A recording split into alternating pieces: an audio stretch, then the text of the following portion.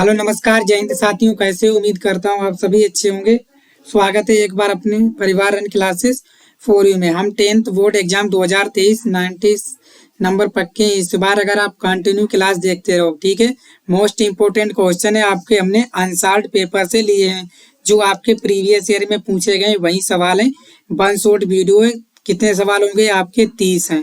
अगर 30 सवाल है, 30 में से अगर आपको 20 को उत्तर पता है तो समझिए आपकी तैयारी जो है बेहतर चल रही है और बेहतरीन है। ठीक है, 90% अंक लाने की आप काबिलियत रखते हो। बस आप वीडियो को अंत तक जरूर देखिएगा। चलिए हम शुरू करते हैं आज का पहला सवाल बिना किसी देरी के। तो आज का पहला सवाल निकल के आ रहा है कि संयुक्त राष्ट्र संघ की स्थापना कब हुई थी? ऑप्शन नंबर का 1945, ऑप्शन नंबर खा 1920, 1942 या ऑप्शन नंबर घा 1947। तो आपको इसका राइट आंसर बताना है। तो आप जानते हो जो संयुक्त राष्ट्र संघ की स्थापना हुई थी वो हुई थी आपकी 1945 की। ऑप्शन नंबर का जो आपका ऑप्शन है का, जो का ऑप्शन है बिल्कुल राइट आंसर है इसका। तो उम्मीद करता हूँ आप लोग अच्छे से क्लियर कर पा रहे होंगे। चलिए हम चलते हैं नेक्स्ट सवाल की तरफ।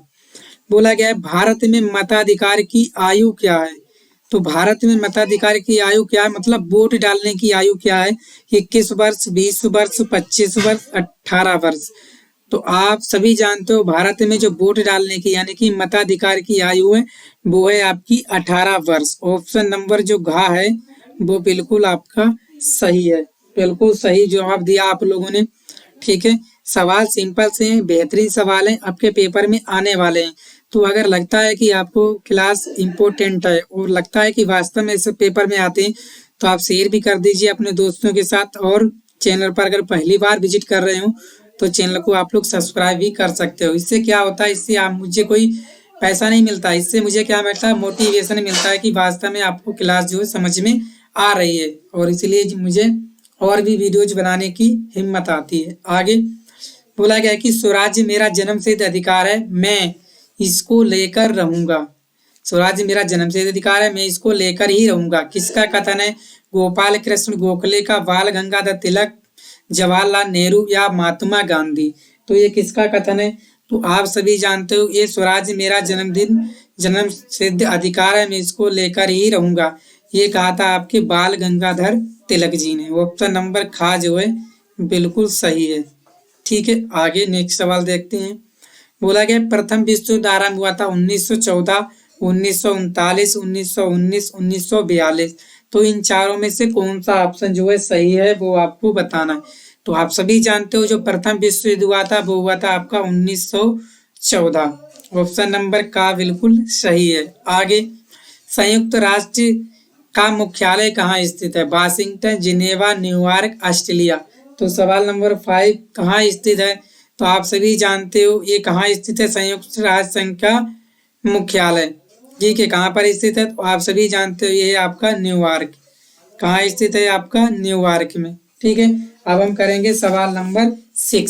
सवाल नंबर 6 क्या कह रहा है कि भारत छोड़ो आंदोलन, ठीक है ना, भारत छोड़ो आंदोलन जो है किसने प्रारंभ किया था? गोपाल कृष्ण गोखले, बाल गंगाधर तिलक, ठीक है ना, बाल गंगाधर तिलक, और कौन है आपके सुभाष चंद्र बोस या महात्मा गांधी। ठीक है ना, तो कौन है आपके? ठीक है, तो ये आपको जो है बताना है। छठे का क्या हो जाएगा? तो भारत छोड़ो आंदोलन आपका शुरू किया था किसने? तो आप सभी जानते हो, इसका राइट आंसर बताना दीजिए, इतनी सोचा विचारी ना कीजिएगा। किसने कहा था? आपके महात्मा गांधी जी ने प्रारंभ किया था। ऑप्शन नंबर घा इसका राइट है। आगे कर्तन दयन कृषि झूम कृषि निम्नलिखित में से किस राज्य में पाई जाती है? उत्तर प्रदेश, राजस्थान, ठीक है, उत्तराखंड या मिजोरम। तो बताइए इसका राइट आंसर क्या होने वाला है? तो वो पाई जाती है कहाँ? आपकी मिजोरम में। ऑप्शन नंबर घा जो इसका बिल्कुल सही आंसर है। ठीक है ना, आगे नेक्स्ट सवाल, सवाल नंबर 8। निम्नलिखित में कौन सा एक संभावी संसाधन है? तो आपको बताना है कि कौन सा संभावित संसाधन है। कोयला, पेट्रोलियम, पवन ऊर्जा या बॉक्साइट। तो कौन सा संभावी है? तो वो है आपका कौन सा? पवन ऊर्जा। ऑप्शन नंबर का जो है बिल्कुल सही है। कौन सा? पवन ऊर्जा संभावित संसाधन क्या है आपका? पवन ऊर्जा। नेक्स्ट, मुंबई हाई प्रसिद्ध है, किसके लिए प्रसिद्ध है आपका? पेट्रोलियम के लिए, तांबा के लिए, सौर ऊर्जा के लिए, कोयला के लिए। तो इसका जो है राइट आंसर आपको बताना है। तो किसके लिए आपकी प्रसिद्ध है? तो वो है आपकी किसके लिए? पेट्रोलियम के लिए। ऑप्शन नंबर का बिल्कुल सही आंसर।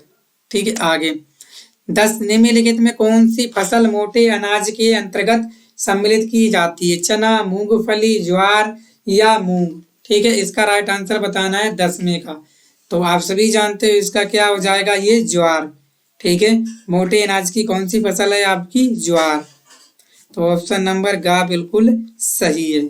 आगे सवाल नंबर 11, सामान्यतः किसी देश का विकास निम्नलिखित में से किस आधार पर निर्धारित किया जाता है? प्रति व्यक्ति आय, औसत साक्षरता, लोगों की स्वास्थ्य स्थिति, उपयुक्त सभी। तो आपको बताना है। ठीक है ना, तो किसी देश का विकास आप लोग किस पर करते हो? तो कितने लोग आपके पढ़े लिखे हैं। ठीक है, तो औसत साक्षरता पर। ऑप्शन नंबर खा बिल्कुल सही है। आप लोग कमेंट करते चलिएगा। 12वां सवाल, निम्नलिखित में किस आधार पर सार्वजनिक और निजी क्षेत्र विभाजित हैं? रोजगार की शर्तें, आर्थिक गतिविधि के स्वभाव, उद्यमों के स्वामित्व, उद्यमों में नियोजित श्रमिकों की संख्या। तो ये किसमें है आपकी? तो ये है आपके उद्यमों के स्वामित्व। ठीक है, तो ये ऑप्शन नंबर गा जो है बिल्कुल सही है। ठीक है, तो क्या है आपका? गा। ठीक है, चलिए नेक्स्ट सवाल, सवाल नंबर 13। बोला गया है कि फ्रांस की क्रांति कब हुई थी? 1688, 1789, 1914, 1939। तो आपको बताना है फ्रांस की क्रांति कब हुई थी। तो आप सभी जानते हो कि जो फ्रांस की क्रांति हुई थी वो हुई थी आपकी 1789 में। ऑप्शन नंबर खा जो है बिल्कुल सही है। नेक्स्ट सवाल, बोला गया भारत में शिक्षक दिवस कब मनाया जाता है? 10 दिसंबर, 14 नवंबर, 5 सितंबर, 15 अगस्त। तो इसका जो है राइट आंसर बताना है। तो आप सभी जानते हो भारत में शिक्षक दिवस जो है 5 सितंबर को मनाया थे। अभी हम लोगों ने मनाया था। ठीक है, 2 महीने पहले। तो ये हो गया। ठीक है ना, ठीक है ना, सितंबर, अक्टूबर, नवंबर, दिसंबर 3 महीने पहले मनाया था। ठीक है, आगे भारत में राष्ट्रीय पिता कहकर किसे संबोधित किया जाता है? महात्मा गांधी, जवाहरलाल नेहरू, सुभाष चंद्र बोस, गोपाल कृष्ण गोखले। तो बताइए किसको संबोधित किया जाता है? ठीक है, तो वो किया जाता है, आप सभी जानते हो किसको? महात्मा गांधी। ऑप्शन नंबर का। बढ़िया सवाल है, आपके पेपर में आते हैं इसीलिए करवा रहा हूँ। आगे भारतीय राष्ट्रीय कांग्रेस की स्थापना कब हुई? 1885, 1904, 1857, 1855। तो भारतीय राष्ट्रीय कांग्रेस की स्थापना कब हुई थी? तो ये आपको बताना। ठीक है ना, तो ये कब हुई थी आपकी? 1885 में हुई थी। ठीक है, तो ऑप्शन नंबर का जो है इसका बिल्कुल सही आंसर है। नेक्स्ट, बोला गया निम्नलिखित संविधान भारत में कब लागू हुआ? जो अपना संविधान था वो भारत में कब लागू हुआ था?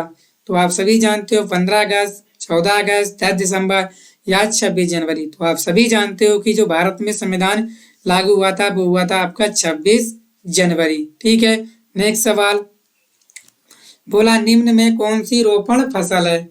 तो आपको बताना है कि कौन सी आपकी जो है रोपण फसल। तो रोपण फसल आपकी कौन सी है? गेहूं, चना, गन्ना, मूंगफली, यानी जिसको हम लोग रोपते हैं। तो आप सभी जानते हो कौन सी रोपण फसल है आपकी? गन्ना। तो ऑप्शन नंबर गा जो है बिल्कुल सही है। कौन से का?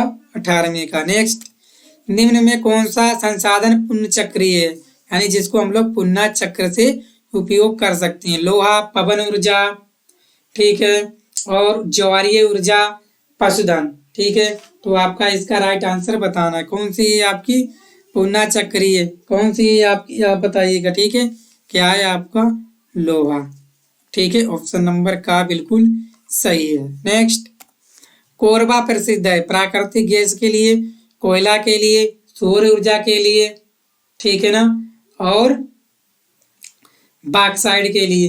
तो आपको बताना है जो कोरबा है वो क्यों प्रसिद्ध है, कि नहीं? तो कोरबा आपका क्यों प्रसिद्ध है? ठीक है, तो आप बताइएगा। ठीक है, ये प्रसिद्ध है आपका किसके लिए? कोयला के लिए। ठीक है, कोरबा तो क्या हो गया? कोयला। आगे, निम्न में कौन सी रेशेदार फसल है? कपास, जूट, प्राकृतिक रेशम और इनमें से सभी कौन सी रेशेदार फसल है, तो आपको बताना है। तो आपका आंसर हो जाएगा इनमें से सभी, ऑप्शन नंबर घ। आगे, निम्न पड़ोसी देशों में से मानव विकास के लिहाज से किस देश की स्थिति भारत से बेहतर है? किस देश की स्थिति जो है भारत से बेहतर है? बांग्लादेश, श्रीलंका, नेपाल, पाकिस्तान। ठीक है, तो आप सभी जानते हो किसकी है, श्रीलंका की जो है बेहतर है। ऑप्शन नंबर ख बिल्कुल सही है। आगे, एक वस्तु का अधिकांशतः प्राकृतिक प्रक्रिया से उत्पादन सम्मिलित है, प्राथमिक क्षेत्रक में, द्वितीयक क्षेत्रक में, तृतीयक क्षेत्रक में या सूचना प्रौद्योगिकी में। तो इसका जो है आपको राइट आंसर बताना है। ठीक है ना, तो बताइएगा क्या हो जाएगा राइट आंसर। तो वो हो जाएगा आपका प्राथमिक क्षेत्रक, ऑप्शन नंबर का। ठीक है, तो उम्मीद करता हूँ आप लोग समझ पाए होंगे। आगे हम देखेंगे सवाल नंबर 24। बोला गया है कि ऑटोबान, जो ऑटोबान है, बिस्मार्क का संबंध किस देश से था? इटली, जर्मनी, फ्रांस या ब्रिटेन। तो इसका जो है आपको राइट आंसर बताना है। ठीक है, तो किससे था आपका? जर्मनी। जो ऑटोबान था वो था आपका जर्मनी। ऑप्शन नंबर ख जो है बिल्कुल सही है। आगे, निम्नलिखित में से किसे 1871 में जर्मनी का प्रथम सम्राट घोषित किया गया? विलियम प्रथम, विलियम द्वितीय, ठीक है, फ्रेडरिक विलियम प्रथम, फ्रेडरिक विलियम चतुर्थ। तो इसको आपको राइट आंसर बताना है। तो किसको किया गया था? किया गया था आपका विलियम प्रथम को। ऑप्शन नंबर का बिल्कुल सही है। ठीक है, हम लोग 25 सवाल की तरफ आगे धीरे धीरे। नेक्स्ट 26, 1789 में फ्रांस किस प्रकार का राज्य था? असीमित राजतंत्र, सीमित राजतंत्र, प्रजातंत्र या गणतंत्र। तो ये आपको बताना है। ठीक है ना, तो कैसा था? वो था आपका असीमित राजतंत्र, जिसका कोई सीमा नहीं थी। ऑप्शन नंबर का इसका सही है। निम्नलिखित में कौन सा देश केंद्रीय शक्तियों से सम्मिलित था? ब्रिटेन, फ्रांस, जर्मनी, रूस। ठीक है, तो आपको बताना है। ठीक है, कौन सा देश था? वो था आपका जर्मनी। ठीक है, आगे ऑप्शन नंबर ग बिल्कुल सही है। नेक्स्ट, श्रीलंका में निम्नलिखित में से कौन सा बहुसंख्यक वर्ग है? ठीक है, तमिल, ईसाई, सिंहली या मुस्लिम। ठीक है, तो ये आपको बताना है। श्रीलंका में कौन है आपके? सिंहली। सिंहली बहुसंख्यक वर्ग है। ऑप्शन नंबर ग। आगे, निम्नलिखित में से कौन सा राज्य भारत का संघीय राज्य नहीं है? उत्तर प्रदेश, महाराष्ट्र, पंजाब या दिल्ली। कौन सा आपका संघीय राज्य नहीं है? तो आप सभी जानते हो दिल्ली क्या है आपका संघीय राज्य नहीं है, एक ऐसा है आपका केंद्र शासित, ठीक है, केंद्र शासित क्या है? प्रदेश है। आगे सवाल नंबर लास्ट, पंजाब में भूमि निम्नीकरण का निम्नलिखित में प्रमुख कारण क्या था? गहन खेती, अधिक सिंचाई, वनोन्मूलन, अति पशुचारण। इसका क्या राइट आंसर है? तो आप जब भी जानते हो वहां समरें लगी हुई हैं, तो इसका मतलब क्या है? वहां अधिक सिंचाई होती है। तो ऑप्शन नंबर खा बिल्कुल सही है। तो उम्मीद करता हूँ आप लोग समझ पाए होंगे। तो अगर वीडियो अच्छी लगी हो तो वीडियो को आप लोग शेयर कीजिए, और चैनल पर अगर नहीं पहली बार आए हो तो चैनल को आप लोग सब्सक्राइब भी कर लीजिए। अपने दोस्तों को जरूर बताइएगा। ठीक है, थैंक यू।